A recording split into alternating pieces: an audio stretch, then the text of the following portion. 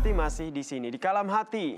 Insya Allah sampai ke hati. Nah, tadi telah sama-sama kita lihat ya, Kang, ada sebuah artikel yang memperlihatkan bagaimana fokus untuk menjaga ketahanan ataupun ketenangan di bawah tekanan. Nah, sebenarnya dalam Islam sendiri mengajarkan zikir itu bisa memberikan kita ketenangan ya? Ya, itu sudah janji Allah dan sudah menjadi sunnatullah. Siapa saja yang melakukan ketersambungan dengan Allah, berupaya setiap bau kiaman, wa qu'udan, wa ala junubihim yatafakkarun. Berdiri ingat Allah, berbaring ingat Allah, bekerja ingat Allah, dalam tekanan ingat Allah. Nah, orang yang selalu membangun koneksi dengan Allah, itu namanya zikir, dia akan bisa menghalau tekanan apa saja. Dia akan menjadi tentram hatinya. Kalau tentram hatinya, tentram bicaranya. Kalau tentram hatinya, tentram bertutur katanya. Kalau tentram hatinya, tentram berperilakunya. Nah, obat tentram itu hanya satu, ingat kepada Sang Penciptanya. Allah Subhanahu wa Ta'ala. Allah Subhanahu wa Ta'ala. Oleh karena itu, maaf sekali bahwa apapun tekanannya, kalau dia dekat dengan Sang Pencipta, aman. Aman sekali. Maka zikir ini, apalagi sekarang Kak Yasi dan teman hati yang dirahmati Allah, problem manusia modern adalah kurang fokus.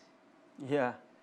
Sekali lagi, maaf. Problem manusia modern sekarang ini adalah kurang fokus. Dulu zaman orang tua kita, channel televisi cuma satu. Sekarang ratusan channel dan ribuan channel. Jadi tidak fokus. Kedua, keranjingan gadget.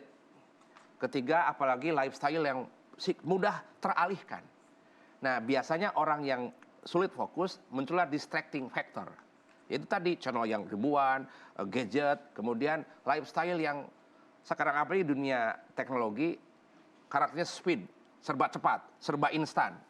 Maka yang dibidik adalah 3F, fun, fashion, food. Ini semua serba instan dan cepat itu. Efeknya menjadi tidak fokus. Nah, kalau tidak fokus itu adalah hatinya menjadi gelisah. Zikir itu adalah fokus ke satu titik, yaitu Allah Subhanahu wa Ta'ala. Nah, bila mana orang tersebut sulit fokus, tapi Allah sayang ke orang itu. Allah menyampaikan, fadkuruni adkurukum. Kalau engkau ingat kepadaku dengan sholat, adkurkum, aku ingat hutangmu. Fadkuruni, jika engkau ingat kepadaku dengan tahajud, adkurkum, aku ingat urusan kuliahmu. Nah, tetapi sudah ada azan tidak ingat, ada peristiwa tidak ingat. Nah, kadang Allah, kalau kita ke atas namanya itu adalah doa, tapi kalau dari atas ke bawah namanya amar, perintah. Orang ini bagaimana ya? Contoh, maaf sekali. Ketersambungan antara hamba dan pencipta ada dua jenis. Ada dua jenis. Contoh, ada orang pengamen datang ke depan rumah kita. Tapi musiknya itu tidak enak. Musiknya itu ada seperti kaleng jatuh dari ketinggian 3 meter gitu ya. Sehingga mempekakan telinga. Kata Pak, cepat kasih deh. Supaya cepat pergi. Tapi ada pengamen yang kedua, yang penyanyi, tapi merdu. Jangan dulu Kak, sampai selesai, dengerin. Nah, hamba yang zikir, hamba yang munajat, itu kadang, ya Allah, itu Allah tuh pengen mendengarkan jeritan dia. Jeritan dia itu. Nah, maka ketika itu, Allah kalau cinta kepadanya, contoh, Allah kadang, atau dia lupa kepada, saking dunia modern ini sangat sibuk, sehingga lupa kepada kewajibannya, tapi Allah sayang kepada dia. Allah kirim sebuah peristiwa. Contoh musibat. Dia PHK, dia jatuh. Itu adalah menunjukkan bahwa dia harus ingat kepada Allah. Kalau ada musibat, itu adalah bagian dari zikir. Maka harus sabar kepada Allah. Datang dikirim sebuah nikmat, itu zikir. Kalau engkau mendapat nikmat, maka lempar ke Allah dengan syukur. Allah ngirim peristiwa maksiat. Itu adalah sebagai bentuk engkau harus ingat kepada Allah dengan taubat. Kalau Allah mengirim kamu jadi ahli taubat, ahli ibadah, maka engkau lemparkan ke Allah dengan ikhlas. Fadkuruni, jika engkau ingat kepadaku dengan taubat. Kalau ada peristiwa engkau maksiat, ingat kepadaku dengan taubat. Kalau engkau ada musibat, ingat kepadaku dengan sabar. Kalau engkau mendapatkan peristiwa maksiat, ingat dengan taubat. Kalau engkau mendapatkan nikmat, maka ingat kepadaku dengan syukur. Kalau engkau ingat kepadaku dengan ibadah, ingat kepadaku dengan ikhlas.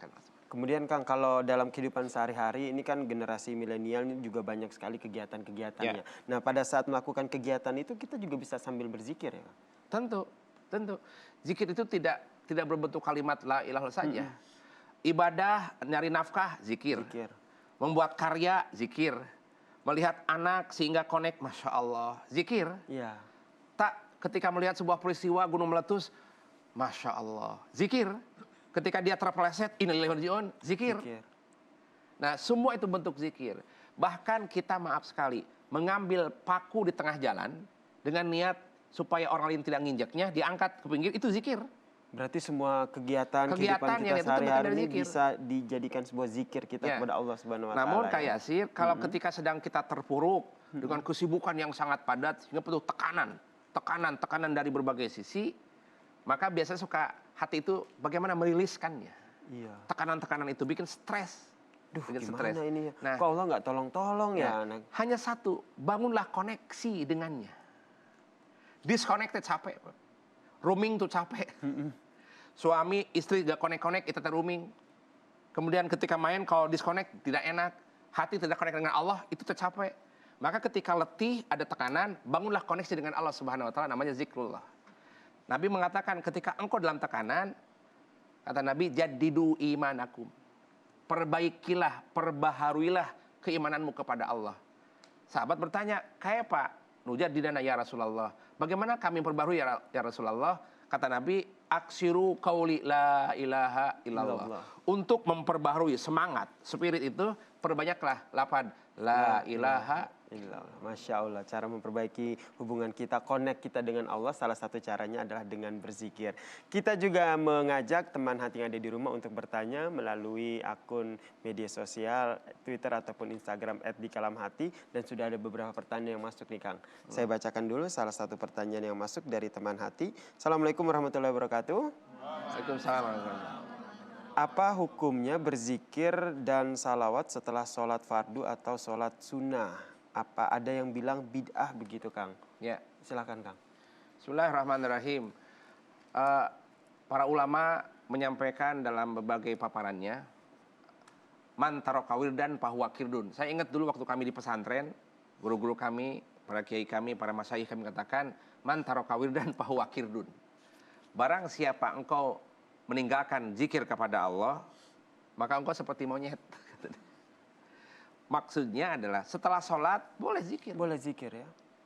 Tetapi Allah sangat suka sekali, sangat suka ketika hamba meminta pada saat sujud. Sujud itu zikir, sholat itu zikir. Ayatnya Allah menyampaikan, aqimis sholah lidzikri. Tegakkanlah sholat untuk ingat kepadaku. Ingat itu zikir. Subhan rabbiyal a'la wa bihamdi. Subhan rabbiyal a'la wa bihamdi. Ingat kepada Allah. Berdiri ingat, sujud ingat, duduk ingat. Di dalam sholat itu. Pasca sholat mau ingat terus, mangga tuh. Ketika ke pasar ingat ke Allah, silahkan.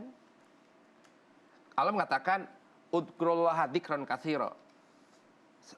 Hendaknya kalian mengingat Allah sebanyak-banyak ingatan. Di pasar ingat, di kampus ingat, di parlemen ingat, di layar televisi ingat. Nah, itu adalah dianjurkan. Berarti tidak ada larangan ya. Justru ketika disconnect kepada Allah itu membahayakan.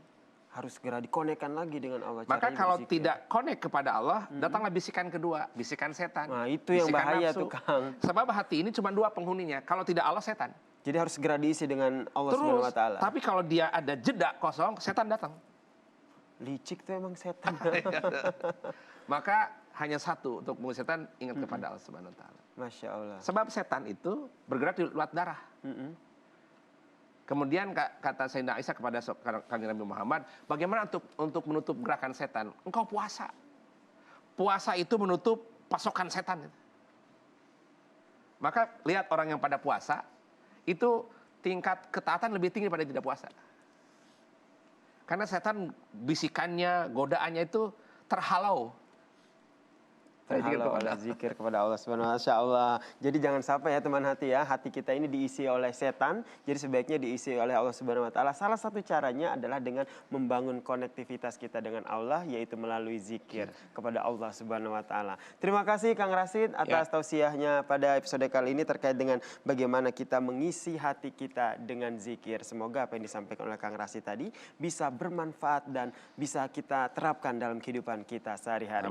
Bagi teman hati yang belum sempat menyaksikan secara utuh episode kali ini, tenang saja karena episode kali ini juga akan diunggah di kanal YouTube Beranda Islami. Jadi jangan lupa untuk like, komen, dan juga subscribe. Kita tutup episode kali ini dengan sama-sama mendengarkan kata Kang Rashid. Silakan Kang. Ya.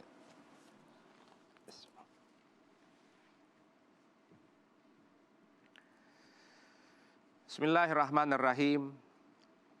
Bercerminlah kepada anugerah agar watak kemanusiaanmu tidak bertambah parah. Engkau tak bisa terus membanding-bandingkan antara pemberi dan penerima.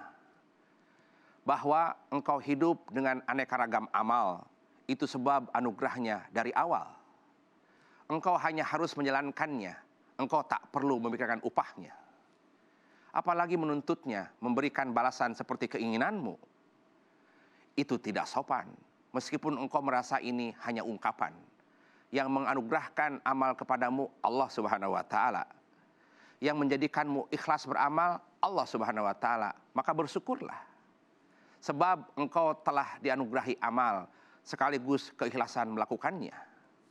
Engkau jelas butuh hidayah sebab ingatanmu kepadanya sungguh payah. La haula wala quwata illa billah. Assalamualaikum warahmatullahi wabarakatuh. Waalaikumsalam warahmatullahi wabarakatuh.